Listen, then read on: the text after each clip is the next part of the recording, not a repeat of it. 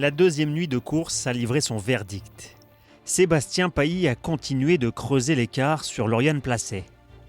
À 6 h du matin, il possède une marge confortable de 30 km d'avance. Lauriane ne se fait pas d'illusions. Je cherche pas à aller chercher devant parce que de toute façon il va trop vite. Et non, je suis bien là où je suis. Ça me va très bien. Je me sens que j'ai des petits inconforts, on va dire. Sinon ça va. Mais non, j'ai un goût de métal dans la bouche, donc tout ce que je mange c'est... Et là il faut que je trouve de l'eau pour manger parce que je vois qu'il y a un cimetière là. Parce que j'ai faim. Et que j'ai un truc déshydraté à manger dans la sacoche et je pense que je vais essayer de la manger là. C'est un bon point, c'est que je l'aurais pas transporté pour rien. Ça pèse quand même 250 grammes. Quand t'en as que tu vois qui coupent les petites cuillères de 3 grammes en deux.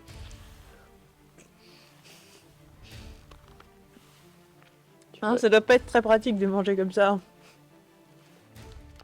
2 heures plus tard, le soleil s'est levé. Sébastien Pailly fonce vers la ligne d'arrivée dans le col d'Ifalarze. Plus qu'une centaine de kilomètres à parcourir. Il s'est même accordé le luxe d'une petite sieste dans les bras de Morphée.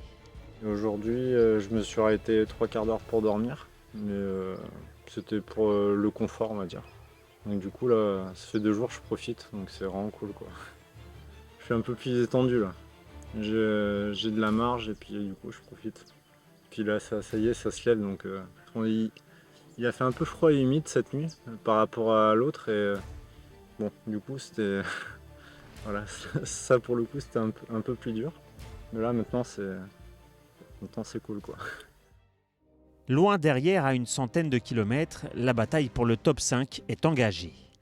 Après le col du Tourmalet en début de journée, les poursuivants ont enchaîné des cols bien connus du Tour de France, le Soulor, puis l'Aubisque. À peine le temps de reprendre son souffle, se présente le col de Marie-Blanc au kilomètre 740. Ronan est en plein dedans à midi. Un coup c'est plat, un coup plus de 10%. Après c'est mal partout, dans les articulations, tout ça, les muscles tétanisés, la gestion. Juste devant lui au classement, Valentin Van Overloop est dans le col suivant, celui de l'Abaïs. Le soleil brûle l'asphalte. Pour éviter la surchauffe, le voilà à l'ombre pour une halte. J'ai pas mis le pied à terre depuis bien longtemps. Donc je m'accorde une petite pause. Ouais, en fait ça fait mal aux pieds quoi, à force. Les pieds chauffent. Les genoux commencent à grincer. La roue aussi.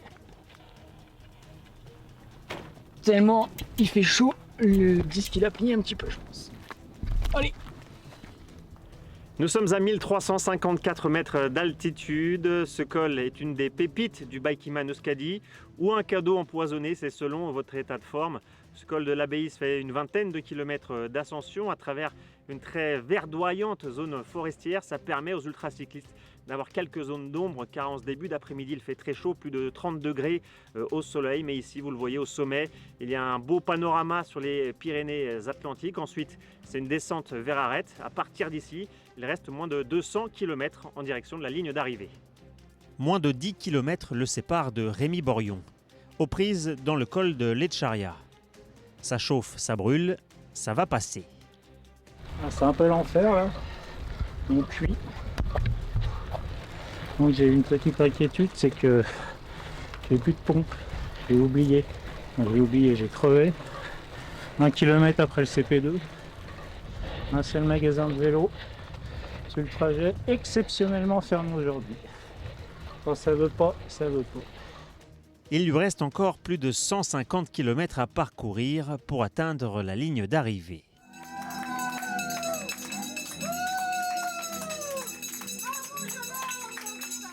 À Anglette, justement, c'est le moment de gloire pour Sébastien Pailly.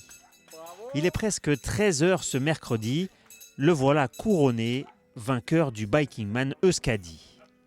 55 h 45 minutes pour boucler le parcours de 1000 km. C'est un coin que je connaissais pas trop.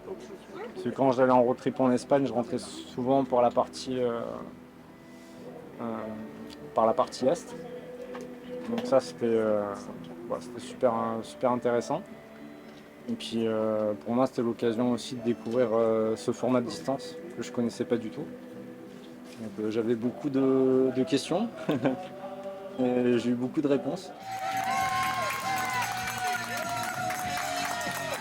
Quasiment 4 heures plus tard, Lauriane Placet franchit la ligne d'arrivée. Comme l'année dernière, elle termine à la 2e place, mais ce résultat vaut de l'or. La voilà désormais en tête du classement général de la saison. Derrière eux deux, la 3e place semble promise à Laurent Garbolino. Il est 18h, plus que 80 km à pédaler pour ce cycliste local. Le voici totalement hors d'atteinte des poursuivants. À vrai dire, j'ai cuit toute la journée. C'était terrible aujourd'hui. Il me tarde d'arriver pour boire la bière. J'ai pas de douleur, ça va, mais bon, j'ai plus rien dans la soquette. Hein. J'appréhende le dernier petit col, les Garés. Je crois que je vais le monter à pied. C'est la première fois que je fais un truc aussi dur. Franchement, non, j'en ai fait cette année des trucs, mais là... Pour d'autres, la ligne d'arrivée paraît bien lointaine. En début de ce 3e jour de course, pour Cédric, la barre des 500 km n'était pas dépassée. Mais il a une méthode bien à lui pour se récompenser. J'ai acheté, tu vois, les petits jours importants, tu vois, à chaque col, un petit saucisson. À chaque fois. Voilà. Dès que je franchis un petit col, donc là, j'en ai, c'est bien, c'est que depuis ce matin, il y en a 4. Même si ça fait 2 km, ça compte. Un saucisson. Donc là, je suis à 3 ou 4 là. Mais... j'en ai encore à tenir jusqu'à la fin de la journée, je pense. Faut que j'arrive ce soir à m'y en faire 600. Comme ça, je serai content dans la tête. Je sais que j'aurai encore un peu de marge. Et après, on verra les autres jours. Et pour rejoindre ce fameux kilomètre 600, une surprise basque l'y attend, le fameux Port de Balès et ses 19 km d'ascension. Tout sauf une bénédiction. J'étais loin de penser que je pouvais y arriver au CP2. Ah ouais? J'ai même douté là, entre le matin et le midi hier. Ouh là là, j'ai dit, là tu vas jeter l'éponge mon vieux là. Le corps, je sais pas encore, mais le oui, tiens. Ouais, les jambes elles sont là. J'ai un peu mal aux pieds, mais les jambes elles sont là. That was brutal. Oh man. That was hard work. I think that's the hardest today though, maybe. I left some of my kit in Argelès. It's our Gos because we come back, so I thought I'd ditch some stuff. Yeah. But I've got to get there now.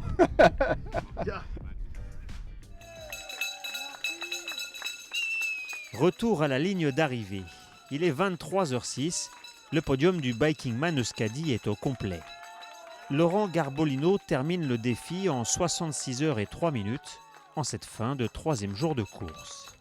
Très content, c'est une vraie belle course avec vraiment de très très beaux paysages.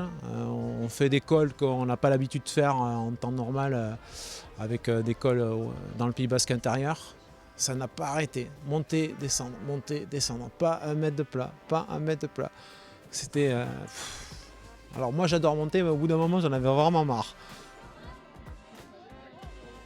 Au classement de ce Bikingman Euskadi, Sébastien Pailly s'est donc imposé devant Lauriane Placet, qui prend les commandes du classement général de la saison, alors qu'il reste encore 2 courses au Brésil puis au Maroc. Pour le moment dans ce Bikingman Euskadi, 42 participants sont encore en lice sur les 63 qui ont pris le départ.